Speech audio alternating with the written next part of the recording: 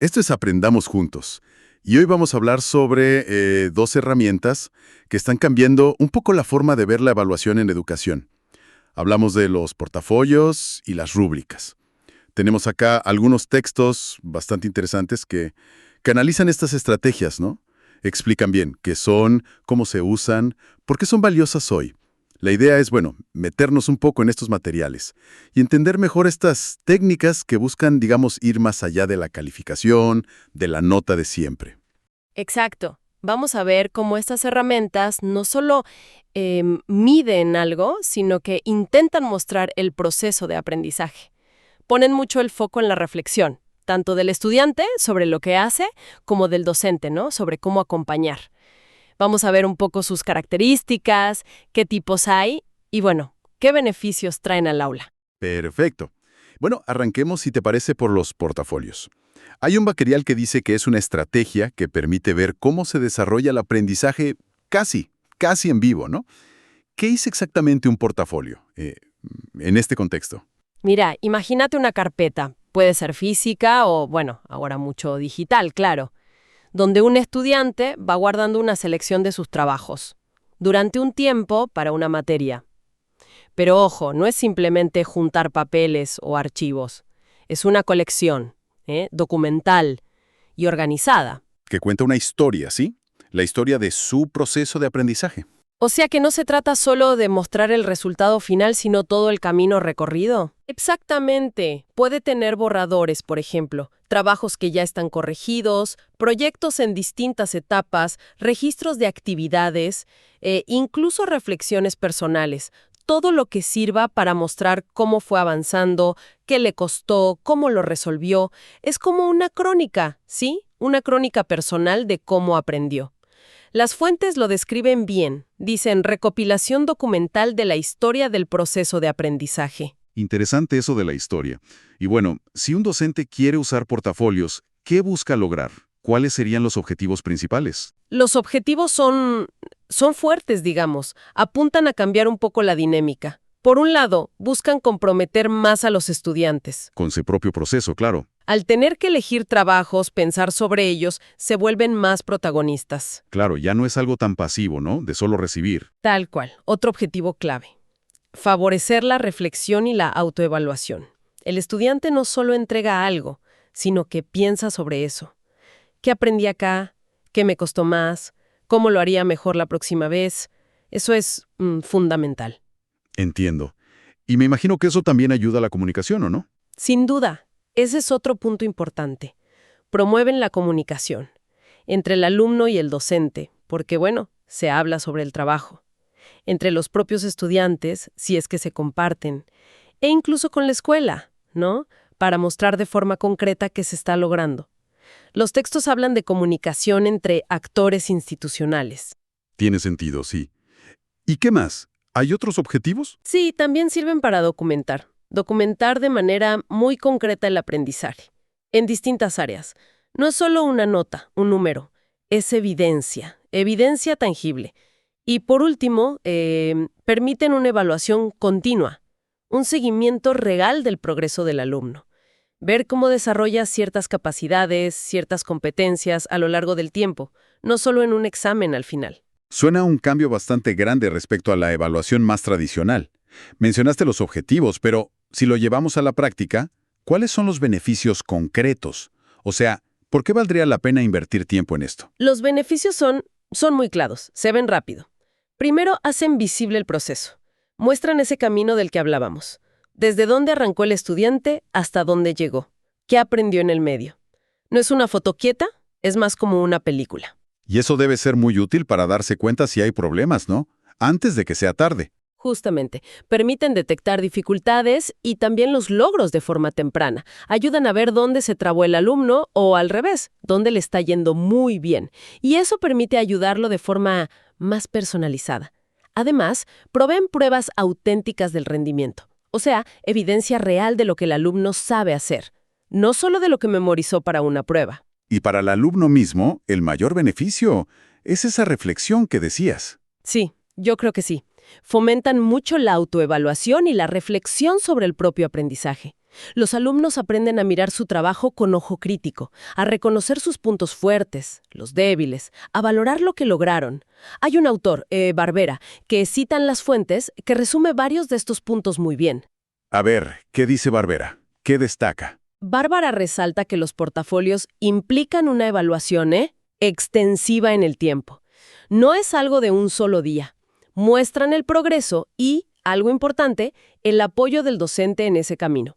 También dice que implican al alumno en su autoevaluación, porque para hacerlo bien necesita conocer los criterios, necesita hablar con el docente sobre su trabajo.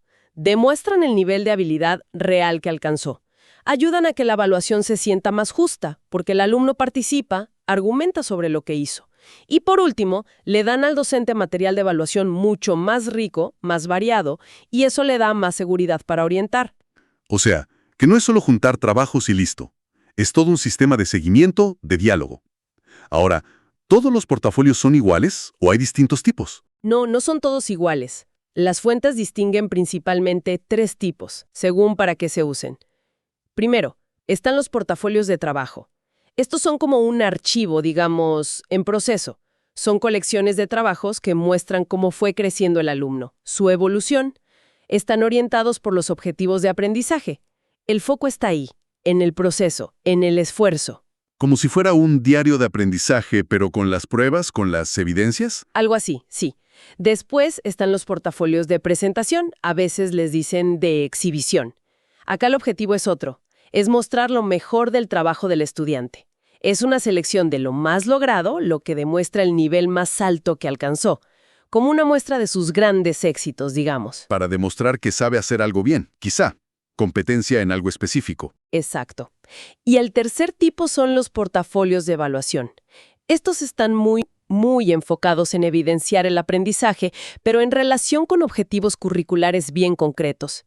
La selección de trabajos se hace para demostrar que se alcanzaron ciertas metas del programa. El currículum es el eje acá. Entiendo las diferencias de propósito. Y si alguien quiere usar esto, ¿cómo se arma un portafolio? ¿Qué partes tiene generalmente? ¿Cómo es el proceso? La estructura puede variar un poco, claro, pero en general tiene elementos básicos para que funcione bien. Un título, una portada, un índice para que sea fácil de ver. Después, la documentación seleccionada, o sea, los trabajos, los proyectos, etc. Que a su vez pueden estar organizados por temas, por competencias, por actividades, bueno, como sea más útil. ¿Solamente los trabajos? ¿O incluye algo más? No, idealmente incluye más cosas. Una parte donde se explican los propósitos o las metas que guiaron ese portafolio, también los criterios que se usaron para elegir esas piezas y no otras, y algo que es fundamental, una planilla o un espacio para la reflexión personal del estudiante, sobre su proceso, sobre cada trabajo. A veces se suman comentarios del docente o más comentarios del alumno. ¿Y el proceso para crearlo? ¿Cómo sería? Mencionaste algo de fases. Sí, se suelen describir 4 fases clave. 1. Recolección. Es la etapa de juntar material. Se reúnen trabajos, borradores, evidencias, según los objetivos que se definieron. Importante, no se guarda todo, sino lo que es significativo. 2. Selección. De todo eso que se juntó, el estudiante, a veces con ayuda del docente, elige qué trabajos específicos van a ir al portafolio final. Esta selección tiene que ser pensada, no intencionada. 3. Reflexión. Esta es quizá la fase más potente. Es el momento en que los alumnos piensan y escriben sobre cada cosa que incluyeron. ¿Por qué elegí esto? ¿Qué aprendí al hacerlo? ¿Qué me costó? Las fuentes dicen que acá es donde se ven a sí mismos como aprendices. Al principio, es común que el docente guíe un poco esta reflexión, con preguntas o indicadores. Y 4. Proyección. Es mirar para adelante. Viendo su trabajo, el estudiante piensa en metas futuras. ¿Qué quiero mejorar? ¿En qué tengo que seguir trabajando? Permite valorar lo que se hizo y planificar los próximos pasos. Y un detalle, crucial que remarcan las fuentes. Para que todo esto funcione bien, la claridad de las consignas y de los criterios de evaluación es fundamental. El estudiante tiene que saber desde el vamos qué se espera de su trabajo y cómo se lo va a valorar. Si no, el portafolio pierde mucha fuerza. Y todo este proceso, como te imaginarás, impulsa muchísimo la metacognición, la capacidad de pensar sobre cómo uno piensa y aprende. Clarísimo. Y bueno, en esta era digital, eso también se usa con tecnología. Hay portafolios digitales. Por supuesto, ahí entra el e-portfolio, o portafolio digital. Mantiene la misma filosofía, los mismos propósitos que el físico, pero usa herramientas virtuales. El estudiante junta y organiza todo, sus documentos, sus reflexiones, en un espacio online propio. ¿Y qué ventajas tiene el formato digital? ¿Aporta algo distinto? La principal, diría, es la capacidad de guardar muchísima información, y en formatos muy variados. Textos, imágenes, audios, videos, enlaces, de todo. Además, las herramientas informáticas permiten organizar y presentar esa información de maneras muy flexibles, muy creativas.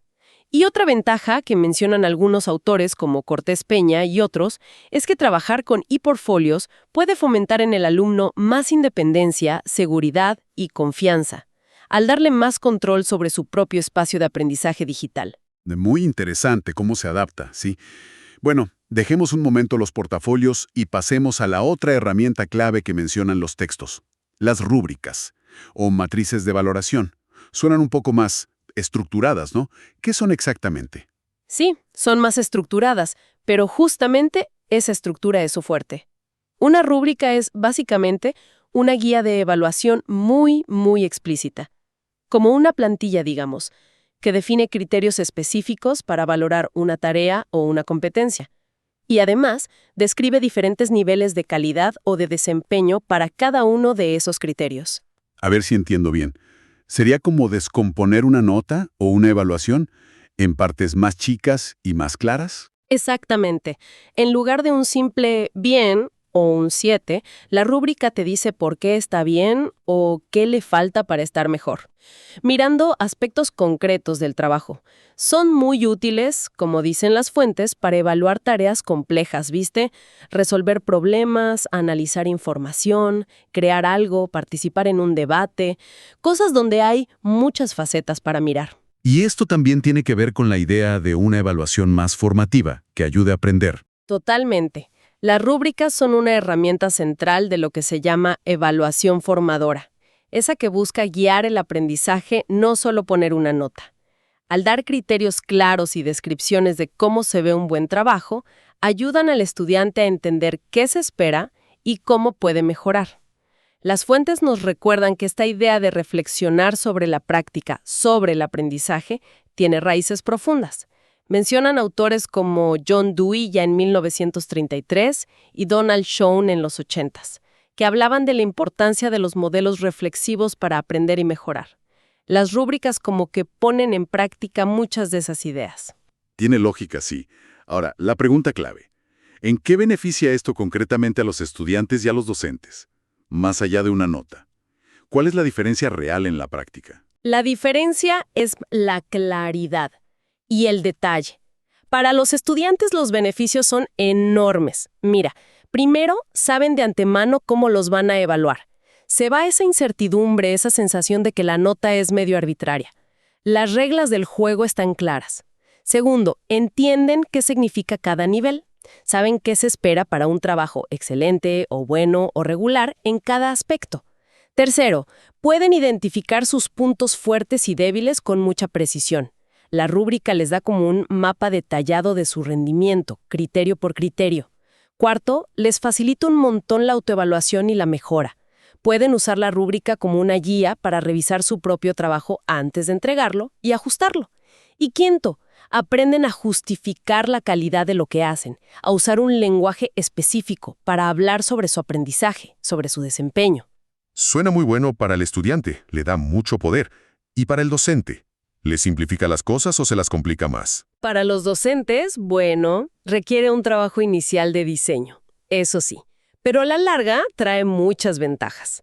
Aporta claridad y objetividad a la corrección, los criterios son explícitos, se aplican igual para todos, permite evaluar de manera más equitativa, aplicando los mismos estándares, incluso en grupos muy diversos. Una vez que la rúbrica está bien hecha, puede agilizar bastante la corrección. Porque la guía ya está lista, el feedback se vuelve más eficiente. Y fundamentalmente son una guía excelente para dar feedback específico, constructivo. En lugar de un simple mejora redacción, puedes señalar exactamente en qué nivel está, según ese criterio, y qué necesita para pasar al siguiente. Entiendo. Y como pasaba con los portafolios, ¿hay un solo tipo de rúbrica o también hay variantes? También hay variantes. Sí, según cómo se mire la evaluación. Una clasificación común es por el enfoque. Está la rúbrica global u holística. Esta da una impresión general del desempeño. Evalúa el trabajo como un todo, comparándolo con descripciones globales de calidad. Es más rápida, pero da menos detalle. Y la más común, creo, es la analítica, o parcial. Esta desglosa el desempeño criterio por criterio. Evalúa cada aspecto por separado, dando una puntuación o una descripción para cada uno. Es ideal para dar feedback detallado y para que los alumnos entiendan bien dónde están sus puntos fuertes y débiles. Ya hay otras formas de clasificarlas. Sí, también por el tipo de valoración que usan. La cuantitativa asigna números a los niveles. Por ejemplo, 4 puntos para excelente, 3 para bueno, etc. Eso facilita sacar una calificación final numérica si se necesita. La cualitativa describe los niveles con palabras, sin poner números necesariamente. Se enfoca en describir la calidad que se observa en cada nivel. Por ejemplo, demuestra una comprensión profunda, aplica el concepto con algunas imprecisiones, confunde los conceptos básicos. Y, como te imaginarás, existen las mixtas, que son muy flexibles.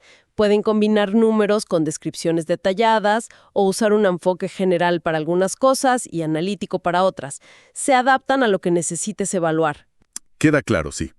Ahora, si un docente quiere empezar a usar rúbricas, ¿cómo se crea una que sea realmente útil? Las fuentes daban un ejemplo práctico de una escuela. Correcto. El ejemplo del Centro Patricias Argentinas era sobre cómo usarla para un proyecto de tecnología. Para hacer una rúbrica efectiva, sobre todo para tareas complejas, hay que seguir algunos pasos clave. Primero, planificar bien. Antes de diseñar la rúbrica en sí, hay que tener muy claro qué contenido se va a evaluar, cuáles son los objetivos de aprendizaje, qué competencias se buscan, qué actividades van a hacer los alumnos y, bueno, qué actitudes o procesos también se quieren valorar. Segundo, definir los niveles de desempeño. Hay que decidir cuántos niveles de calidad se van a usar, por ejemplo, 4 o 5. Excelente, muy bueno, bueno, regular, a mejorar o como se les quiera llamar. Y describirlos claramente. ¿Qué significa estar en cada nivel? Se les puede poner un número o solo la etiqueta descriptiva. Tercero, diseñar la matriz o escala. Esta es la tabla, ¿viste? En una columna pones los criterios de evaluación, los aspectos que vas a mirar, organización, claridad, uso de fuentes, creatividad, lo que sea. Y en las filas, o al revés, en columnas, pones los niveles de desempeño. Y en cada cuadrito que se cruza, escribís una descripción bien concreta de cómo se ve el trabajo del alumno para ese criterio y en ese nivel de calidad. Ese último paso parece el más detallado, ¿no? Escribir qué significa cada nivel para cada criterio. Sí, es el corazón de la rúbrica. Requiere pensar bien qué se espera en cada caso. Y hay un cuarto paso que es fundamental y que a veces, bueno, se nos pasa. Implicar al estudiante. La rúbrica no es solo para que la use el docente. Su mayor potencial se logra cuando los alumnos la conocen, la entienden y la usan ellos también. ¿Y cómo se logra eso? ¿Cómo se los implica? Las fuentes sugieren varias cosas. Mostrarles modelos de trabajos buenos y otros no tan buenos. Discutir y definir juntos algunos criterios de calidad. Asegurarse de que entiendan bien qué significa cada nivel de la rúbrica. También darles chances para practicar la autoevaluación y la coevaluación, evaluarse entre ellos, usando la rúbrica. Y alentarlos a revisar y mejorar su propio trabajo, guiándose por ella antes de la entrega final. Que sea una herramienta para ellos, no solo sobre ellos. El ejemplo que mencionabas de evaluar el diseño de un producto era muy claro en esto. Tenía criterios como finalidad, si el producto cumple su propósito, características, materiales, cómo funciona, crítica, si identifican puntos fuertes y débiles, y relaciones, si lo conectan con otros conceptos. Y para cada criterio describía cómo se vería un trabajo en el nivel muy bueno, bueno, regular o no logrado. Eso da una guía súper concreta. Realmente parece una herramienta muy potente y muy adaptable. Para ir cerrando esta parte, ¿podrías resumir las ventajas principales de usar rúbricas? Claro, en resumen, para el docente, hacen la evaluación más clara, más objetiva, más consistente, agilizan la corrección, una vez diseñadas, claro, y facilitan dar un feedback mucho más específico y útil. Ayudan a comunicar qué se espera de forma muy eficaz, desde el principio. Para el alumno, les permiten saber qué se espera de ellos. Entienden mejor por qué sacan una nota. Pueden usarla para autoevaluarse y mejorar su trabajo antes de entregarlo. Y desarrollan habilidades clave como la reflexión y la evaluación crítica, de su propio trabajo y el de los compañeros. Y como decíamos, son súper versátiles.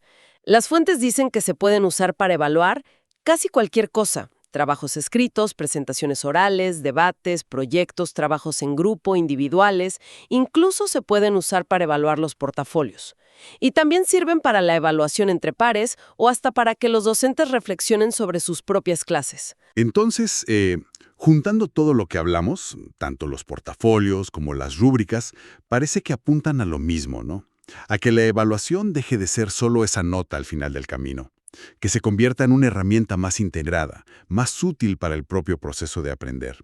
Ponen el foco en el cómo se aprende, en la reflexión del estudiante y en la claridad sobre qué se busca. Exactamente. Lo fascinante acá es ver cómo ambas estrategias realmente pueden transformar la percepción y la función de la evaluación. La convierten en una instancia formativa, sí, en parte del aprendizaje mismo, no en un juicio que viene de afuera. Involucran al estudiante de una manera mucho más activa, le dan las herramientas para entender qué se espera y cómo puede mejorar. Y promueven algo esencial hoy, la metacognición, esa capacidad de ser consciente de cómo uno aprende y regularlo. Ofrecen una mirada mucho más rica, más detallada, más dinámica del aprendizaje que los métodos que solo se basan en pruebas puntuales. Y eso es clave para valorar las habilidades complejas que necesitamos desarrollar hoy. Sin duda. Son enfoques que nos invitan a todos, ¿no? Docentes, estudiantes, a repensar cómo acompañamos y cómo entendemos el progreso en el aprendizaje. Me queda resonando fuerte esa idea de cómo estas herramientas pueden cambiar la dinámica en el aula, haciendo que entender cómo uno avanza sea algo más transparente y quizás más colaborativo. Y para dejar una última idea ahí, flotando, una reflexión que surge de todo esto. Si aceptamos que la forma en que evaluamos termina modelando lo que enseñamos y sobre todo cómo los estudiantes encaran su aprendizaje, porque suelen esforzarse en aquello que saben que se va a valorar, entonces, ¿qué pasaría si el uso de portafolios y rúbricas se generalizara? ¿Cómo podría transformar no solo la evaluación en sí, sino también nuestras prioridades curriculares, lo que consideramos importante enseñar? Y más profundo aún, el nivel de compromiso, de autonomía y de reflexión de los estudiantes sobre su propio conocimiento. Una pregunta muy potente, muy necesaria para seguir pensando. Con eso cerramos nuestra exploración de hoy. Hasta la próxima. ¡Hasta la próxima!